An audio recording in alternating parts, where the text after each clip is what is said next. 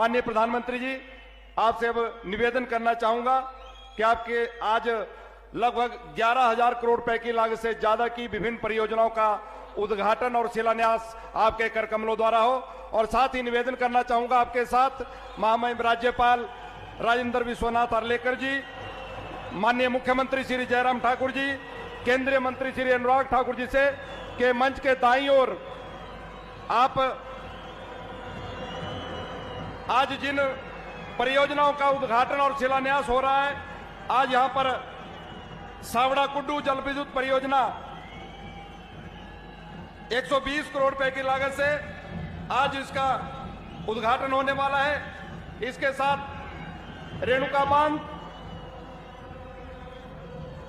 और धौलासिद्ध और लूरी जल विद्युत परियोजना स्टेज 1 का आज शिलान्यास माननीय प्रधानमंत्री जी के कर कमलों द्वारा हो रहा है। मेरा सबसे निवेदन है कि जोरदार तालियों के साथ भारत 2030 तक अपनी नॉन फोसिल एनर्जी कैपेसिटी को 500 गीगावाट तक पहुंचाएगा। भारत 2030 तक अपनी 50% एनर्जी रिक्वायरमेंट रिन्यूएबल एनर्जी से पूरी करेगा। माननीय प्रधानमंत्री श्री नरेंद्र मोदी के मजबूत नेतृत्व में वर्ष 2030 तक भारत अपनी 50% ऊर्जा जरूरत को रिन्यूएबल एनर्जी से पूरा करेगा। ये प्रधानमंत्री श्री नरेंद्र मोदी के अथक प्रयास ही हैं कि पिछले 7 वर्षों में भारत ने नॉन फॉसिल फ्यूल एनर्जी में 25% से ज्यादा की वृद्धि की है। ये उस नए भारत की तस्वीर है जो संकल्प से सिद्धि का मार्ग प्रशस्त करती है। माननीय प्रधानमंत्री के इसी रिन्यूएबल एनर्जी संकल्प को अगले पड़ाव में ले जा रही हैं हिमाचल में स्थापित एवं प्रस्तावित 4 जल विद्युत परियोजनाएं। हिमाचल प्रदेश में गिरी नदी पर प्रस्तावित बहुउद्देशीय रेणुका बांध परियोजना और पब्बर नदी पर 111 मेगावाट की सावड़ा कुड्डू जल विद्युत परियोजना Himachal Pradesh power corporation limited द्वारा स्थापित हैं, जबकि सतलुज नदी पर 210 मेगावाट की लूहरी स्टेज 1 और ब्यास नदी पर 66 मेगावाट की धौलासिद्ध जल विद्युत परियोजना SJVN द्वारा स्थापित की जा रही है। ये चारों परियोजनाएं प्रतिवर्ष 1,648 मिलियन यूनिट विद्युत उत्पादन करेंगी। इन परियोजनाओं से हिमाचल प्रदेश को कमिश्निंग के 40 वर्षों तक 12% बिजली निशुल्क दी जाएगी। इन परियोजनाओं के निर्माण से 68,14,000 मानव कार्य दिवस के रोजगार सृजित होंगे और 13.81 लाख टन कार्बन डाइऑक्साइड उत्सर्जन कम होगा। इससे कृषि, उद्योग, पर्यटन और अन्य क्षेत्रों में विकास की रफ्तार और तेज होगी। ये परियोजनाएं प्रधानमंत्री के 24/7 power to all renewable energy vision और कार्बन डाइऑक्साइड उत्सर्जन को कम करने के लक्ष्य को हासिल करने की दिशा में महत्वपूर्ण कदम साबित होंगी। भारत 2030 तक एनर्जी कैपेसिटी को 500 गीगावाट तक पहुंचाएगा। भारत 2030 तक अपनी 50% एनर्जी रिक्वायरमेंट रिन्यूएबल एनर्जी से पूरी करेगा। माननीय प्रधानमंत्री श्री नरेंद्र मोदी के मजबूत नेतृत्व में वर्ष 2030 तक भारत अपनी 50% ऊर्जा जरूरत को रिन्यूएबल एनर्जी से पूरा करेगा। ये प्रधानमंत्री श्री नरेंद्र मोदी के अथक प्रयास ही हैं कि पिछले 7 वर्षों में भारत ने नॉन फॉसिल फ्यूल एनर्जी में 25% से ज्यादा की वृद्धि की है। ये उस नए भारत की तस्वीर है जो संकल्प से सिद्धि का मार्ग प्रशस्त करती है। माननीय प्रधानमंत्री के इसी रिन्यूएबल एनर्जी संकल्प को अगले पड़ाव में ले जा रही हैं हिमाचल में स्थापित एवं प्रस्तावित 4 जल विद्युत परियोजनाएं। हिमाचल प्रदेश में गिरी नदी पर प्रस्तावित बहुउद्देशीय रेणुका बांध परियोजना और पब्बर नदी पर 111 मेगावाट की सावड़ा कुड्डू जल विद्युत परियोजना Himachal Pradesh power corporation limited द्वारा स्थापित हैं, जबकि सतलुज नदी पर 210 मेगावाट की लुहरी स्टेज 1 और ब्यास नदी पर 66 मेगावाट की धौला सिद्ध जल विद्युत परियोजना SJVN द्वारा स्थापित की जा रही है। ये चारों परियोजनाएं प्रतिवर्ष 1648 मिलियन यूनिट विद्युत उत्पादन करेंगी। इन परियोजनाओं से हिमाचल प्रदेश को कमिश्निंग के 40 वर्षों तक 12% बिजली निशुल्क दी जाएगी। माननीय प्रधानमंत्री जी, परिश्रम आप कर रहे हैं, जीवन हमारा सुधर रहा है, प्रयास आपके हैं, प्रसन्नता हमें मिलती है, पराक्रम आपका है, संकट हमारे दूर होते हैं।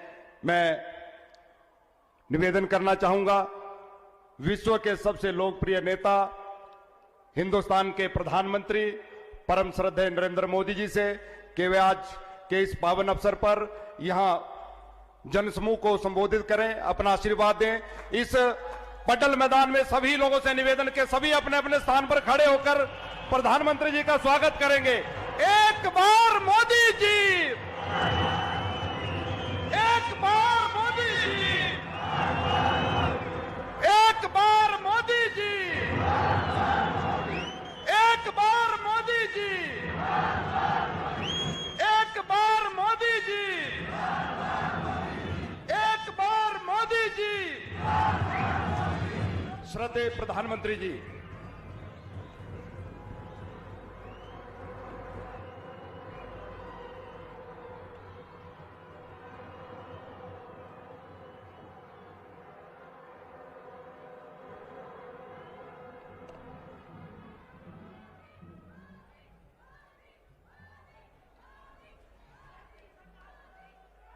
हिमाचल के राज्यपाल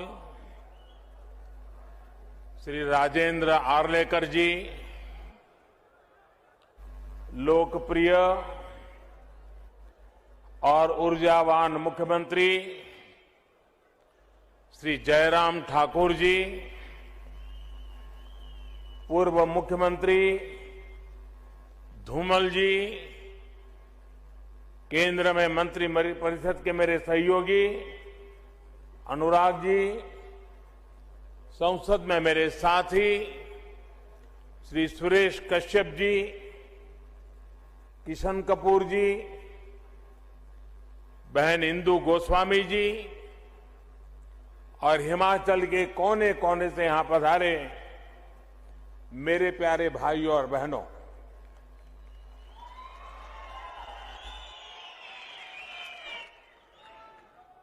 इस महीने काशी विश्वनाथारे दर्शन करने बाद आज इस छोटी काशी मंज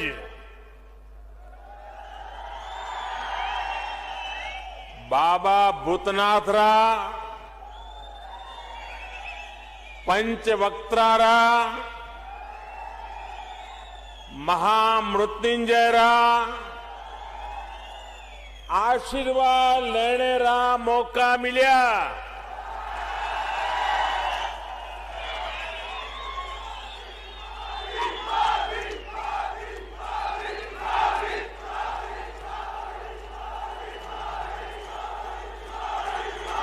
देवभूमि रे सभी देवी देवतियां जो मेरा नमन। साथियों,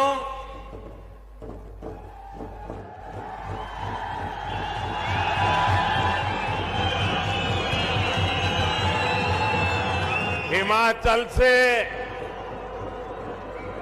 मेरा हमेशा से एक भावात्मक रिश्ता रहा है। हिमाचल की धरती ने हिमालय के उत्तुंग शिखरों ने मेरे जीवन को दिशा देने में अहम भूमिका निभाई है।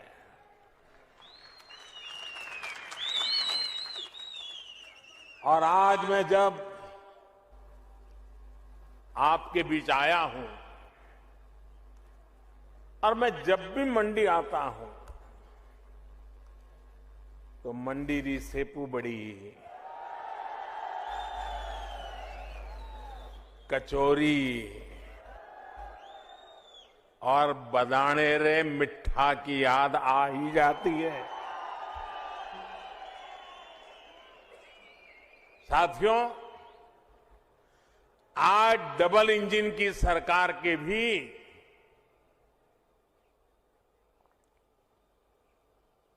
4 साल पूरे हुए हैं। सेवा और सिद्धि के इन 4 सालों के लिए हिमाचल के जनता जनार्दन को बहुत बहुत बधाई देता हूं और इतनी बड़ी तादाद में और ऐसी कड़ाके की ठंड में हम सबको आशीर्वाद देने के लिए आना, इसका मतलब ही है कि इन 4 साल में हिमाचल को तेज गति से आगे बढ़ते हुए आपने देखा है। जयराम जी और उनकी परिश्रमी टीम ने हिमाचल वासियों के सपनों को पूरा करने के लिए कोई कोर कसर नहीं छोड़ी है। इन 4 वर्षों में 2 साल हमने मजबूती से कोरोना से भी लड़ाई लड़ी है और विकास के कार्यों को भी रुकने नहीं दिया। बीते 4 सालों में हिमाचल को पहला एम्स मिला, हमीरपुर, मंडी, चंबा और सिरमौर में 4 नए मेडिकल कॉलेज स्वीकृत किए गए।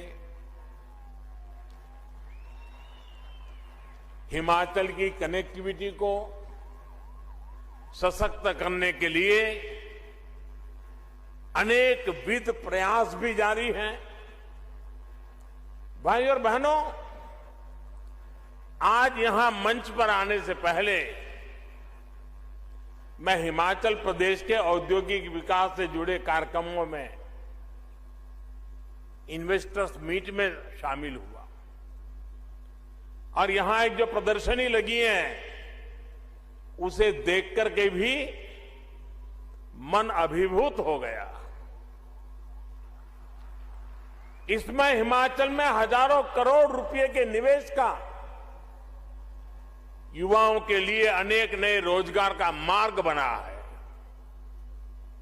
अभी यहां थोड़ी देर पहले 11,000 करोड़ रुपए की लागत वाले 4 बड़े हाइड्रो इलेक्ट्रिक प्रोजेक्ट का शिलान्यास या फिर लोकार्पण भी किया गया है।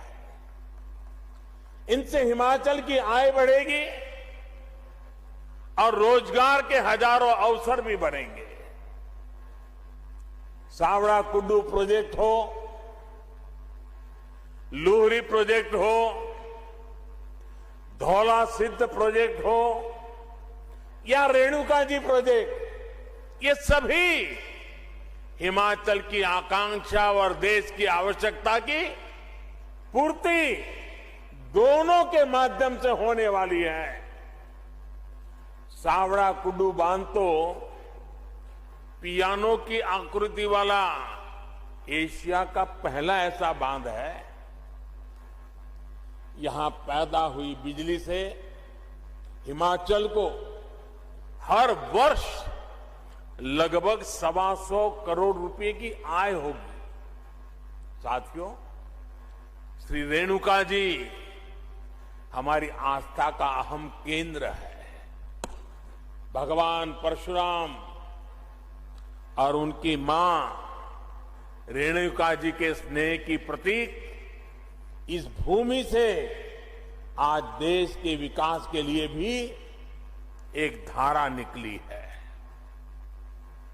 गिरी नदी पर बन रही श्री रेणुका जी बांध परियोजना जब पूरी हो जाएगी तो एक बड़े क्षेत्र को इससे सीधा लाभ होगा। इस प्रोजेक्ट से जो भी आय होगी उसका भी एक बड़ा हिस्सा यहीं के विकास पर खर्च होगा। साथियों, देश के नागरिकों का जीवन आसान बनाना, ईज ऑफ लिविंग हमारी सरकार की सर्वोच्च प्राथमिकता है और इसमें बिजली की बहुत बड़ी भूमिका है। बिजली पड़ने के लिए, बिजली घर के काम निपटाने के लिए, बिजली उद्योगों के लिए और इतना ही नहीं, अब तो बिजली मोबाइल चार्ज करने के लिए, उसके बिना कोई रह ही नहीं सकता। आप जानते हैं हमारी सरकार का ईज ऑफ लिविंग मॉडल पर्यावरण के प्रति सचेत और पर्यावरण की रक्षा करने में भी मदद कर रहा है। आज यहां जो हाइड्रो पावर प्रोजेक्ट्स का शिलान्यास और लोकार्पण हुआ है, वो भी क्लाइमेट फ्रेंडली न्यू इंडिया की तरफ देश का एक मजबूत कदम है। आज पूरा विश्व भारत की इस बात की प्रशंसा कर रहा है कि हमारा देश किस तरह पर्यावरण को बचाते हुए विकास को गति दे रहा है। सोलर पावर से लेकर हाइड्रो पावर तक, पवन ऊर्जा से लेकर ग्रीन हाइड्रोजन तक हमारा देश रिन्यूएबल एनर्जी के हर संसाधन को पूरी तरह से इस्तेमाल करने के लिए निरंतर काम कर रहा है। मकसद यही है कि देश के नागरिकों की ऊर्जा जरूरतों को पूरा करने के साथ पर्यावरण की भी रक्षा हो और भारत अपने लक्ष्यों को किस तरह प्राप्त कर रहा है, उसका एक उदाहरण देश की बढ़ती इंस्टॉल इलेक्ट्रिसिटी कैपेसिटी भी है।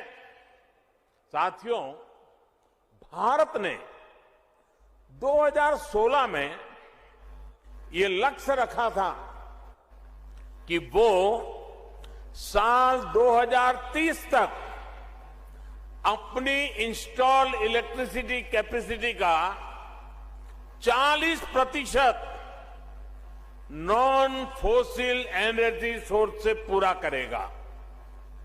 आज हर भारतीय को इसका गर्व होगा कि भारत ने अपना ये लक्ष्य इस साल नवंबर में ही प्राप्त कर लिया है। यानी जो लक्ष्य 2030 का था, भारत ने वो 2021 में ही हासिल कर लिया। ये है आज भारत के काम करने की रफ्तार, हमारे काम करने की रफ्तार। साथियों, पहाड़ों को प्लास्टिक की वजह से जो नुकसान हो रहा है, हमारी सरकार उसे लेकर भी सतर्क है। सिंगल यूज प्लास्टिक के खिलाफ देशव्यापी अभियान के साथ ही हमारी सरकार प्लास्टिक वेस्ट मैनेजमेंट पर भी काम कर रही है। प्लास्टिक कचरे को रिसाइकिल करके आज उसका इस्तेमाल सड़क बनाने में हो रहा है। आज आपसे बात करते हुए मैं हिमाचल आने वाले देश के कोने कोने से लोग यहां आते हैं। हिमाचल आने वाले सभी पर्यटकों से भी आग्रह करना चाहता हूं हिमाचल को स्वच्छ रखने में, प्लास्टिक और अन्य कचरे से मुक्त रखने में पर्यटकों का भी दायित्व बहुत बड़ा है। इधर उधर फैला प्लास्टिक, नदियों में जाता प्लास्टिक हिमाचल को जो नुकसान पहुंचा रहा है, उसे रोकने के लिए हमें मिलकर प्रयास करना होगा। साथियों, देवभूमि हिमाचल को प्रकृति से जो वरदान मिला हुआ है, हमें उसे संरक्षित करना ही होगा। यहां टूरिज्म के साथ ही औद्योगिक विकास की भी अपार संभावना है। हमारी सरकार इस दिशा में भी लगातार काम कर रही है। हमारा जोर विशेष तौर पर फूड इंडस्ट्री, फार्मिंग और फार्मा पर है, और यहां फन तो है ही है।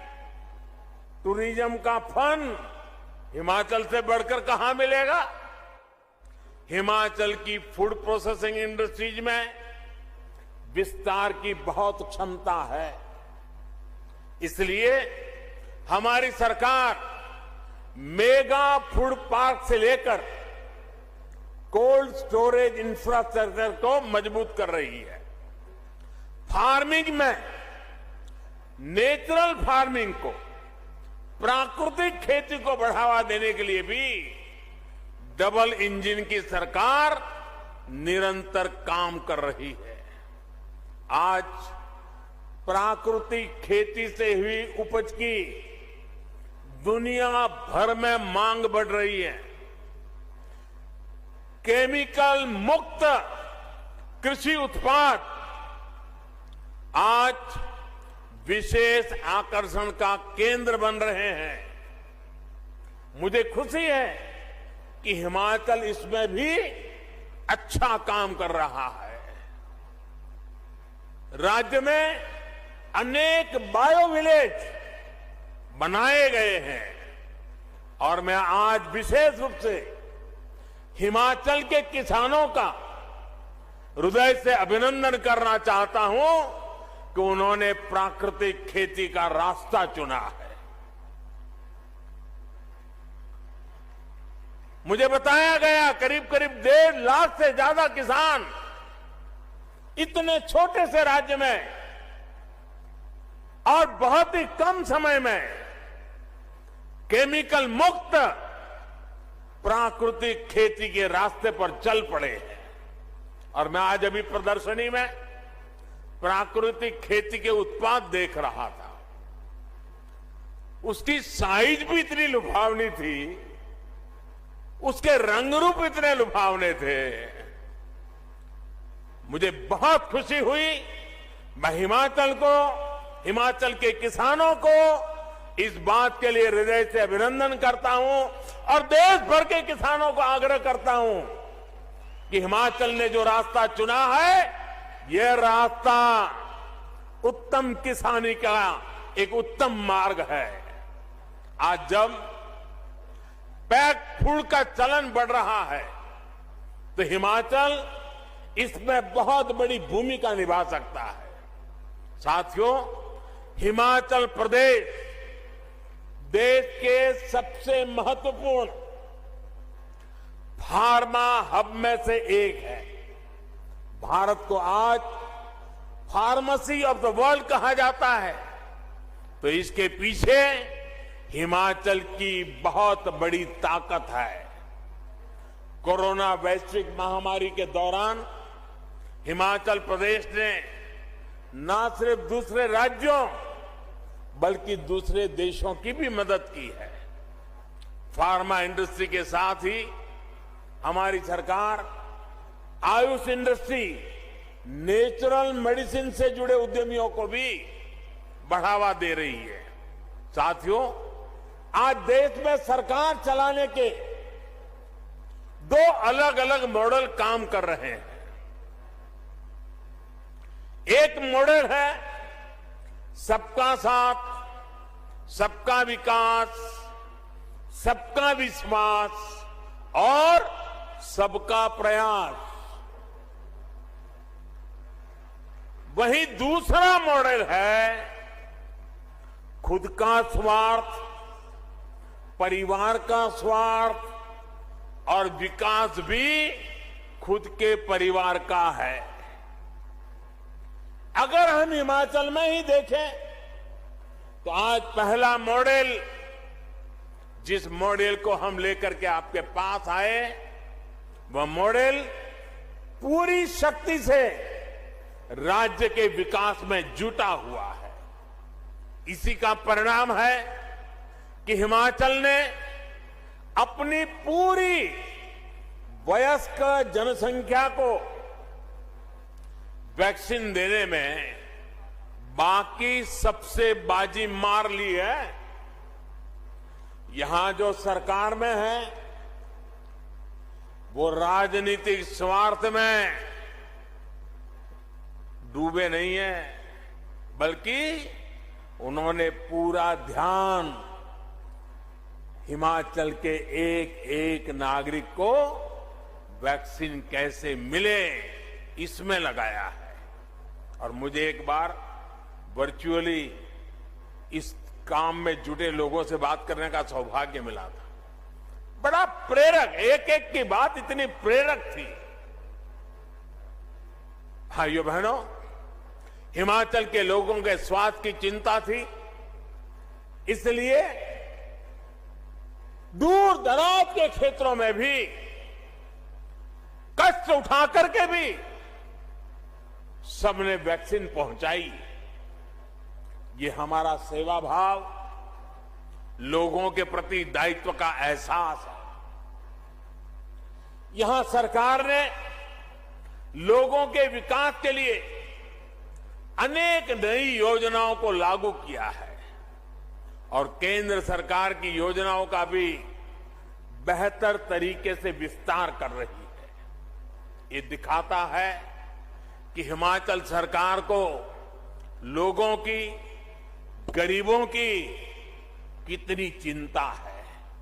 साथियों, आज हमारी सरकार बेटियों को बेटों के समान अधिकार देने के लिए काम कर रही है। बेटा बेटी एक समान। और इतनी बड़ी मात्रा में माताएं बहनें आई हैं तो उनके आशीर्वाद हमें इस काम के लिए ताकत देते हैं। बेटा बेटी एक समान। हमने तय किया है कि बेटियों की शादी की उम्र भी वही होनी चाहिए जिस उम्र में बेटों को शादी की इजाजत मिलती है। देखिए, सबसे ज्यादा तालियां हमारी बहनें बजा रही है।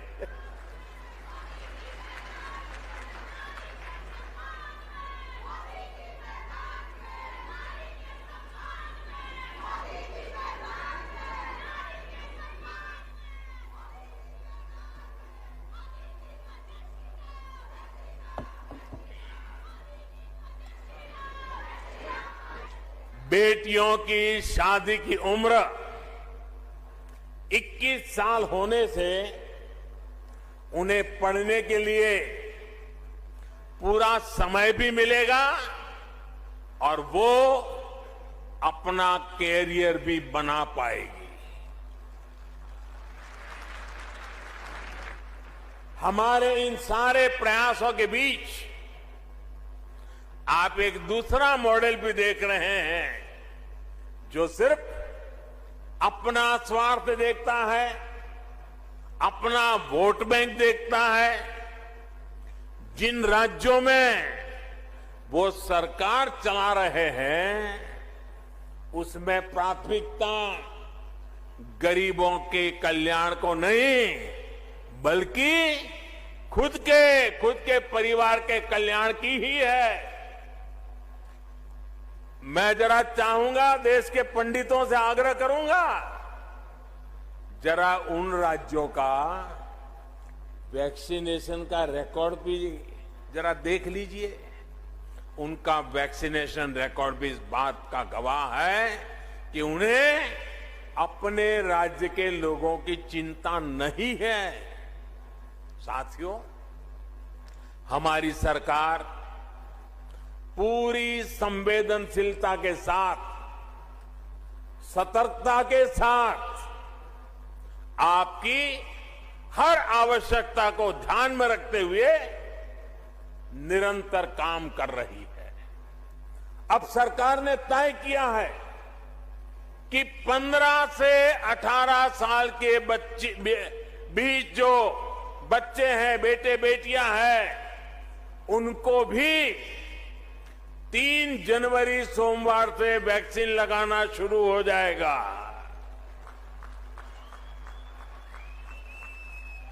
3 जनवरी सोमवार से अभियान शुरू होने वाला है।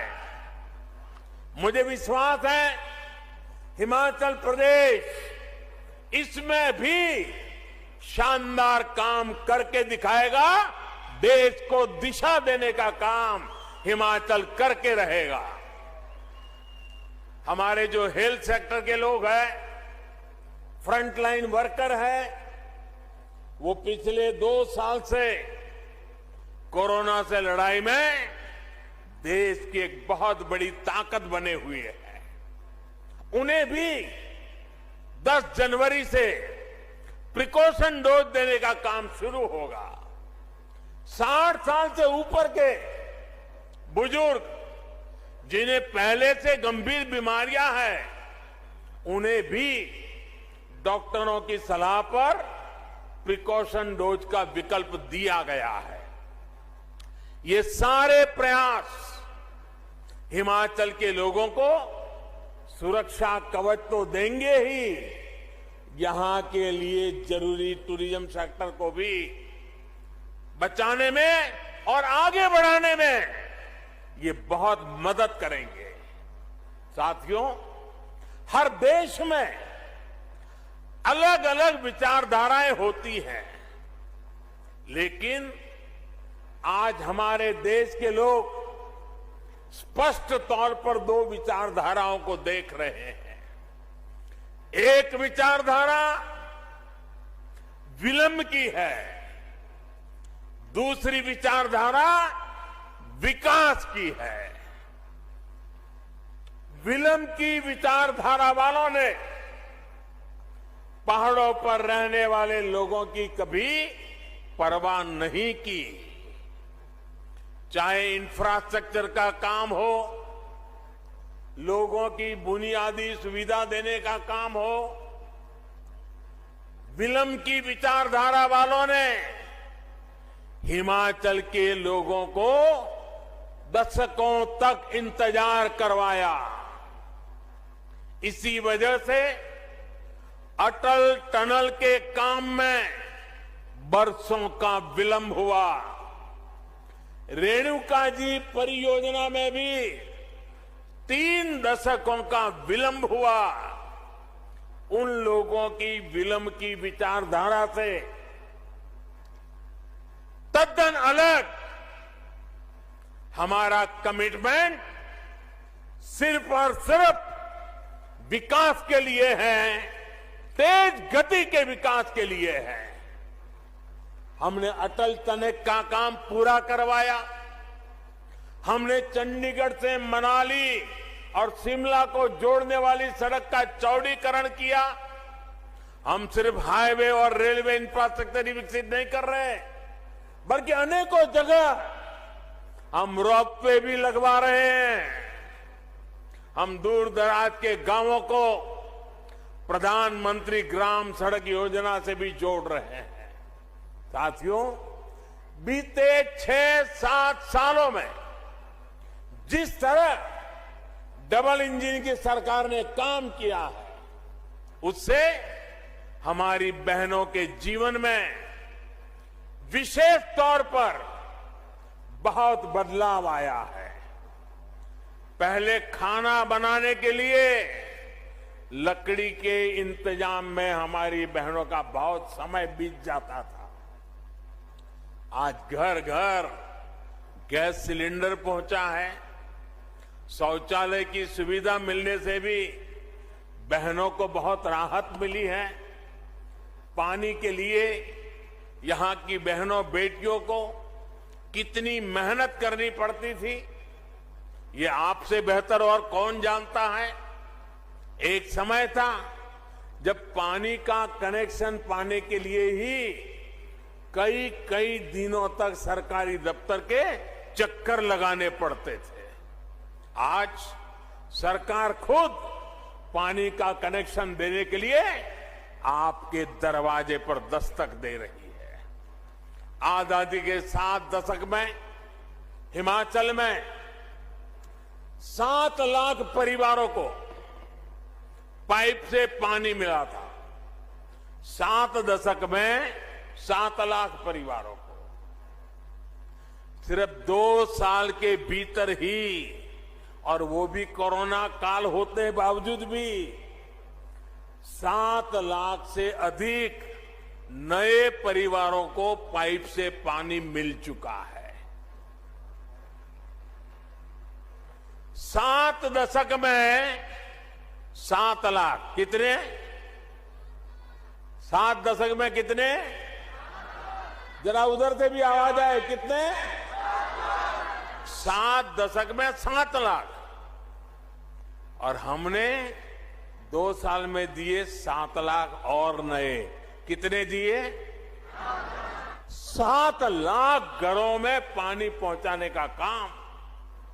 अब लगभग 90% आबादी के पास नल से जल की सुविधा है।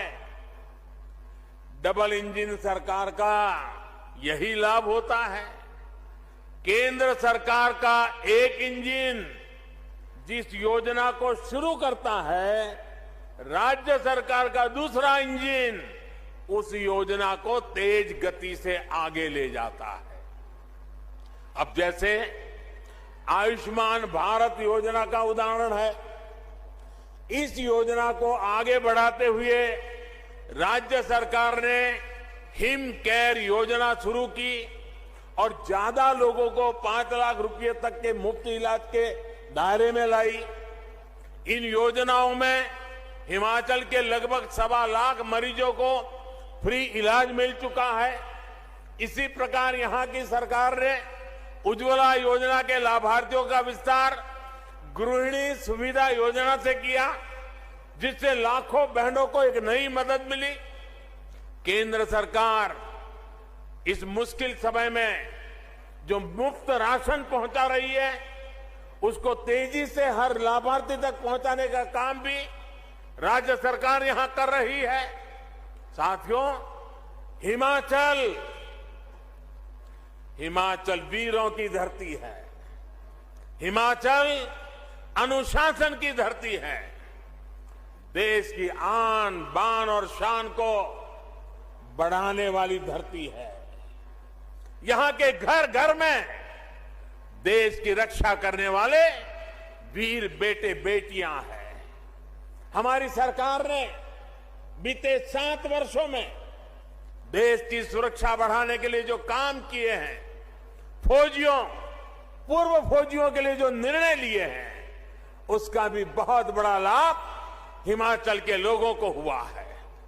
1 रैंक 1 पेंशन का दशकों से अटका हुआ फैसला, विलंब वाली नीति, वो अटका हुआ फैसला हो या फिर सेना को आधुनिक हथियार और बुलेट प्रूफ जैकेट देने का काम, ठंड में परेशानी कम करने के लिए जरूरी साधन संसाधन देना हो या फिर आने जाने के लिए बेहतर कनेक्टिविटी, सरकार के प्रयासों का लाभ हिमाचल के हर घर तक पहुंच रहा है।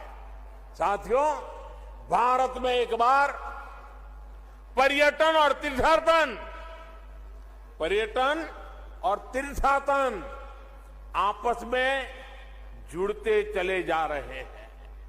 तीर्थाटन में हिमाचल का जो सामर्थ्य है, उसका कोई मुकाबला नहीं है।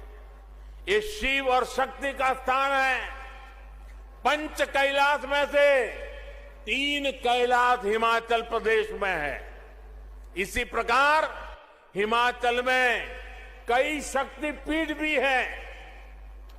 बौद्ध आस्था और संस्कृति का भी अहम स्थान यहां मौजूद है। डबल इंजन की सरकार हिमाचल की इस ताकत को कई गुना बढ़ाने वाली है। मंडी में शिव धाम का निर्माण भी इसी प्रतिबद्धता का परिणाम है। भाइयों और बहनों, आज जब भारत आजादी का अमृत महोत्सव मना रहा है, तब हिमाचल भी पूर्ण राज्य का दर्जा मिलने की स्वर्ण जयंती वर्ष मना रहा है। यानी ये हिमाचल के लिए नई संभावनाओं पर काम करने का भी समय है। हिमाचल ने हर राष्ट्रीय संकल्प की सिद्धि में अग्रणी भूमिका निभाई है। आने वाले समय में भी ये उत्साह जारी रहेगा। एक बार फिर विकास और विश्वास के 5वें वर्ष की ओर नव वर्ष की मंगल कामनाएं, आपको अनेक अनेक शुभकामनाएं। इतना प्यार देने के लिए, इतने आशीर्वाद देने के लिए मैं फिर एक बार इस देवभूमि को प्रणाम करता हूं। मेरे साथ बोलिए, भारत माता की, भारत माता की, भारत माता की। बहुत बहुत धन्यवाद।